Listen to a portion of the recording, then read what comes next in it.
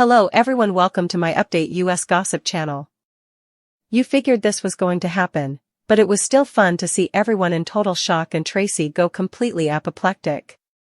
Naturally, Ronnie's presence raises concerns and questions. Is she Monica's sister at all? Is Martin Gray the one who created this? Is she a con artist? Drew, was she brought in? Is she involved in Drew's shooting in some way? Numerous possibilities. I only wish Erica Slezak were sticking around longer so we could see Ronnie and Tracy duking it out over morning tea more often. Tracy's protective and territorial Tracy Quartermain-ness went into overdrive from the moment they met Ronnie, who was the ideal foil for her. What will she do to Ronnie when the truth is revealed, if Tracy is correct? Will Ronnie allow her to remain in the house if she is wrong? Is she going to charge me rent? Will she remain with Hades in the stables? It's unclear where this story is going at the moment, but it's entertaining to watch Jane Elliott and Erica Slezak, two soap opera legends, fight on screen. I'll take the fact that Erica Slezak and Maurice Benard appeared in scenes together, even though I'm not sure why Ronnie met and talked to Sonny. There was something so special about seeing the two soap icons together on screen. It felt natural, sincere, and real when they talked about living with regret. Ronnie Dimestico stood in the center of the hospital's conference room, his hands trembling as he faced the people he had deceived for months, no, years. Sonny Corinthos leaned against the wall, dark eyes narrow and calculating, while Carly stood beside him, her arms crossed, blonde hair glinting like a blade, fury brewing behind her composed expression. Jason Morgan stood silently in the corner, that usual unreadable mask on his face, but his fists were clenched tight, ready to act. Sam McCall stood beside him, her lips pressed into a thin line, her intuition screaming that this was not going to end well. Tracy Quartermain was there, too, pacing like a caged lioness, muttering about Quartermain business and fraudulent transfers while holding a stack of documents that had triggered this meeting. Dante Falconeri, badge gleaming on his chest, had summoned Ronnie here himself, and the irony wasn't lost on anyone, because once, they had been partners. You wanted the truth? Ronnie said hoarsely, his voice cracking under the weight of his own guilt. Well, here it is. His words hung in the air, electrifying it, drawing every eye to him. Carly's voice snapped like a whip. We've been waiting, Ronnie. So go on. Tell us how you managed to play every single one of us for fools. Ronnie's jaw tightened as he glanced toward Dante. You think I wanted this? You think I wanted to lie? To steal? To become everything I swore I'd never be? His voice broke, and for the first time, there was something almost human behind the mask. Dante shook his head, disbelief warring with disgust. You were my partner, Ronnie. My friend. We took down drug runners together. We protected families. And all that time, you were running your own scam? Not just any scam, Tracy cut in sharply, slamming the papers onto the table. He was funneling money out of ELQ accounts, using offshore shells and fake hospital grants. He's been laundering through charitable donations in Port Charles. Half of what we thought was funding children's health care, she stopped, her voice trembling, was going straight into his pocket. The room fell silent except for the faint hum of the fluorescent lights above. Carly gasped softly, turning to Sonny, who was glaring at Ronnie with an expression of pure, quiet wrath. You stole from kids, Ronnie? You stole from this hospital? Sonny's voice was low, dangerous. From me? Jason's blue eyes darkened as he stepped forward. You used the hospital's accounts tied to Sonny's foundation as a front, Jason said evenly, his voice flat but ice cold. You put us all at risk. You made it look like we were laundering the money. Ronnie's face crumpled, shame coloring his words. It wasn't supposed to go this far. It started small. I was trying to pay off debts, gambling, bad investments, but once it started working, I thought I could control it. Then the money kept growing, and suddenly I was in over my head. Tracy scoffed. You think we haven't heard that song before? You're a swindler, Ronnie, pure and simple.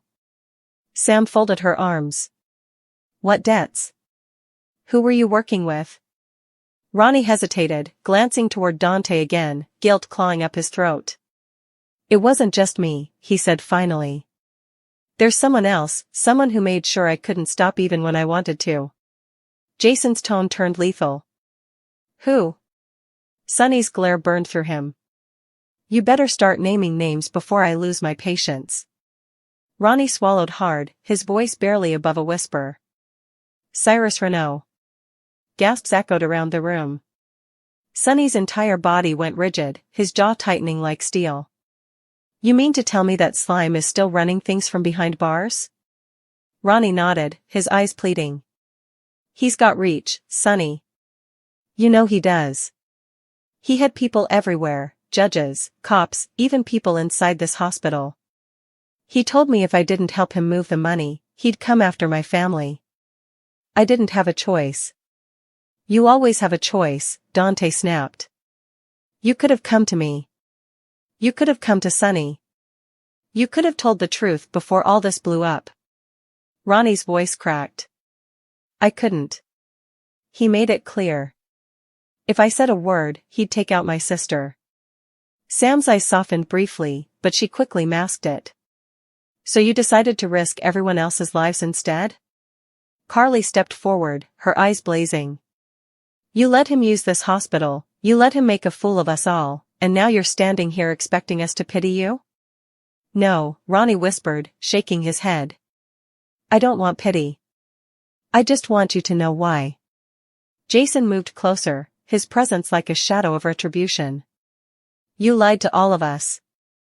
You framed Sonny's organization as a front for dirty money. You even let Dante take the fall when the feds started sniffing around. Dante looked like he'd been punched. You let them think I was on the take? Ronnie's voice broke. I tried to fix it, Dante. I tried to redirect the money back before anyone noticed, but it was too late. The system flagged it. Cyrus said I had to pin it on someone, and you picked me, Dante said flatly. His voice was hollow, broken. Tracy slammed her hand on the table again. Well, I don't care what sob story you spin. You're going to prison for a very long time.